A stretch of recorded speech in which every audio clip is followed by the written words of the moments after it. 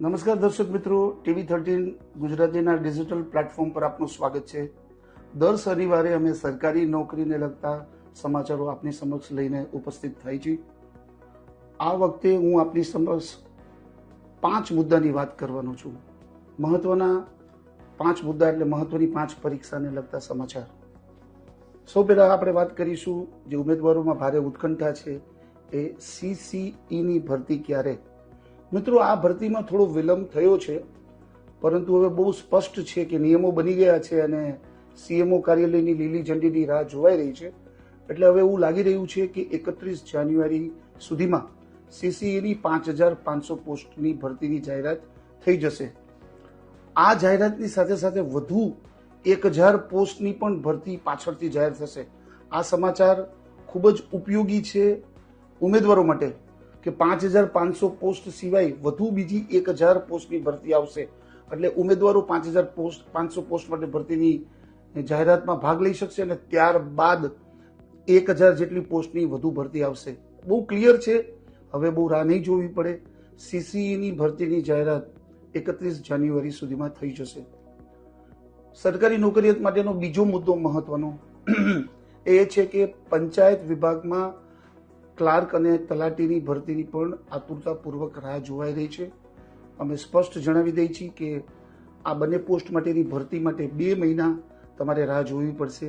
એટલે કે માર્ચ અંત સુધીમાં આ ભરતીની પણ જાહેરાત થઈ જશે। 2350 પોસ્ટ ક્લાર્ક માટેની છે અને 650 પોસ્ટ તલાટી માટેની છે। આમ થઈને લગભગ 3000થી પણ વધુ પોસ્ટની ભરતીની જાહેરાત થશે, પરંતુ એમાં પણ બીજી 1000 પોસ્ટનો વધારો થાય તેવી શક્યતા છે। એટલે ઉમેદવારોને બલ્લે જેવી સ્થિતિ છે। તલાટી અને ક્લાર્ક પંચાયત વિભાગમાં 2350 ક્લાર્કની અને 650 તલાટીની અને એમાં પણ બીજી 1000 પોસ્ટ વધી શકશે, પરંતુ 2 મહિના રાહ જોવી પડશે। માર્ચના અંત સુધીમાં આ ભરતીની જાહેરાત થઈ જશે। બીજા 2 મહત્વના પરિણામની પણ હું આપની સમક્ષ વાત કરું છું। આ 2 મહત્વના પરિણામ છે ગુજરાતી સ્ટેનોગ્રાફર અને પ્રોબેશન ઓફિસરના પરિણામ। આ બંને પરિણામો 31 જાન્યુઆરી સુધીમાં જાહેર થઈ જશે। આ બંનેના પરિણામ વિશે પણ સતત પૂછપરછ બોર્ડમાં પણ થઈ રહી છે અને ટ્વિટરના માધ્યમમાં પણ થઈ રહી છે। એટલે હું આપને જણાવી દઉં કે 31 જાન્યુઆરી સુધીમાં પ્રોબેશન ઓફિસર અને ગુજરાતી સ્ટેનોગ્રાફરના પરિણામ જાહેર થઈ જશે। ચોથો જે મહત્વનો મુદ્દો જે આવી રહ્યો છે એ બહુ સિગ્નિફિકન્ટ મુદ્દો છે કે તલાટીનું પરિણામ ક્યારે। ગૌણ સેવા પસંદગી મંડળે જે તલાટીની પરીક્ષા લીધી છે એમાં 3 પેપરો છે, એમાં 2 પેપરોની ચકાસણી થઈ ગઈ છે। જનરલ નોલેજનું જે પેપર છે એની ચકાસણી અંતિમ તબક્કામાં છે। પહેલા એવું હતું કે 31 જાન્યુઆરી સુધીમાં તલાટીનું પરિણામ જાહેર થઈ જશે, પરંતુ જનરલ નોલેજમાં ઘણા બધા સવાલોના જવાબ પ્રોપર નથી આવ્યા એવી વાત છે।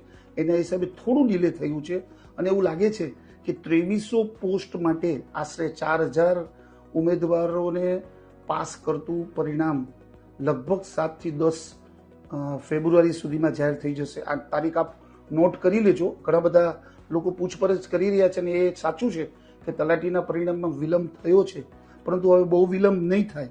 જનરલ નોલેજનું જે પેપર હતું એ ચકાસણી ઓલમોસ્ટ પૂર્ણ થવાના આરે છે। વચ્ચે પાછી 2-3 દિવસની રજા પણ આવી રહી છે।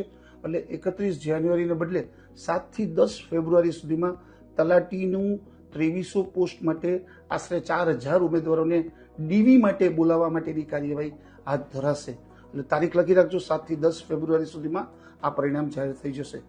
અને છેલ્લે આપણે વાત કરીએ છીએ 11000થી પણ વધુ પોલીસોને જિલ્લા ફાળવણી ક્યારે।